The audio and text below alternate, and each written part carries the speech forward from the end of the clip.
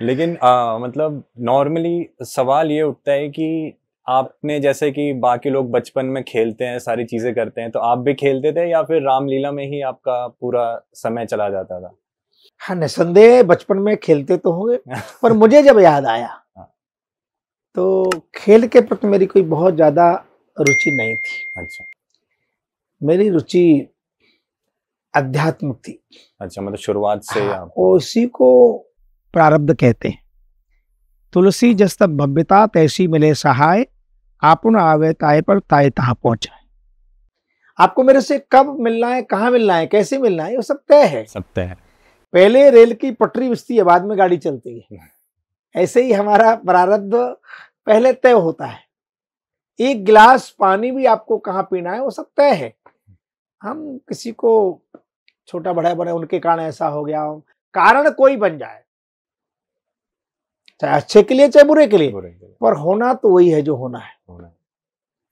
तो आपके लिए वो क्या कारण बना कि आप इस धर्मगुरु बनने की तरफ मतलब अग्रसर हो गए, आप उसमें आ गए? मतलब कुछ तो एक कारण रहा होगा, एक कोई ना कोई मोमेंट ऐसा। हाँ, मैं वैसे तो मैंने कहा नहीं कि कुछ अच्छे लोगों का साथ मिल गया भगवान की कृपा से, जिनकी आध्यात्मिक अभिरुचि थी।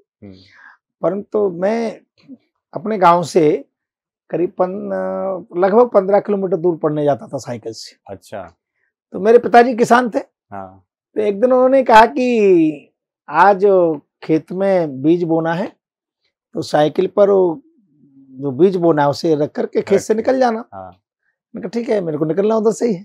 तो मैं उसको रख करके खेत पर गया, तब तक पिताजी भी आ गए, क्योंकि उसको छोड़ नहीं सकते थे जब तक ना आ जाए। तो उन्होंने कहा कि कोई व्यक्ति नहीं है, मजदूर भी नहीं मिला है, थोड़ी देर का काम है, थोड़ी देर का, तो तुम थोड़ा इसमें, वो बैल चलते थे पहले। हाँ। तो बैल के पीछे जब वो उसको बीज बोया जाता है, जो हल होता है उसको नारी शब्द बोला जाता है। अच्छा। तो उन्होंने कहा तुम थोड़ी देर इसको करा दो। तो अब मना तो करना संभव नहीं था। ठीक है, तो स्कूल का जो ड्रेस था उसे उतारा। मुझे याद है शायद कपड़े के जूते थे, वो भी उतार के रख दिए, क्योंकि वो स्कूल के थे। ये संभव नहीं होता था उस समय के कई जोड़ी हो, बड़ा कठिन होता था। तो अब मैं बिना जूते चप्पल के, और खेत है उसमें चल रहा हूँ, तो उधर जहाँ मेरा जन्म हुआ मिट्टी थोड़ी वैसी है काली, उसका बड़ा बड़ा ऐसा वो बन जाते हैं ढेले टाइप के। तो कौन पे चलना है, तो उधर नीचे नहीं देखूं तो पैर में लगे, और नीचे देखूं तो हाथ में जो हमको बीज डालना था वो बंद हो जाए। और बंद हो जाए तो किसान लोग सब 18 अध्याय गीता के उनको आते हैं बढ़िया बढ़िया, वो सुनाते थे जो कुछ आवेश में। अच्छा। हाँ, डांटते थे, इधर क्या है ये। तो अब बड़ा मुश्किल, उधर देखूं नीचे तो हाथ बंद हो जाए, और इधर देखूं तो नीचे लगे। क्या कर सकता हूँ आप सोचिए। अच्छा जी, थोड़ी देर का मामला करते करते करीब 4 घंटे में वो कार्य पूरा हुआ। अब 4 घंटे में क्या स्थिति होती है, स्टूडेंट लाइफ थी। हालत खराब। तो खैर, अब विद्यालय जाने का तो कोई प्रश्न ही नहीं था, इतना लेट हो गए थे। तो मैं शाम को आ गया तो थक गया। अच्छा। मेरे ख्याल से दीपावली से कुछ समय पहले की घटना है। हल्की हल्की सर्दी शुरू हो, याद रहता है।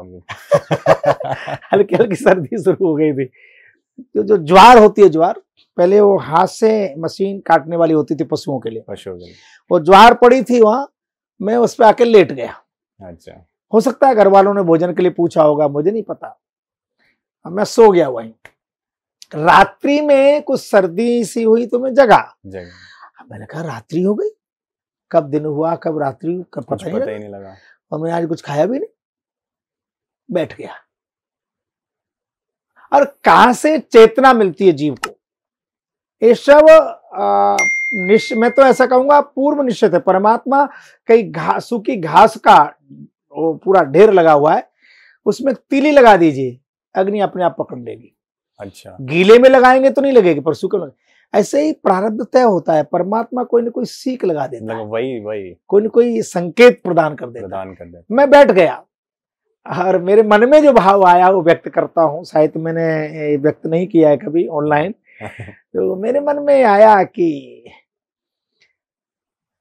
एक दिन काठ की नारी के साथ रहने पर 4-5 घंटे में तेरी ये स्थिति हो गई कि तुमको दिन रात का भान नहीं, पूरा एक दिन का करके जो कॉन्शियस, क्या रात है क्या दिन ये पता नहीं, 4 घंटे काठ की नारी के साथ रहे हो, तब जीवन भर सच की नारी में रहना पड़ेगा तो तुम्हारा क्या होगा।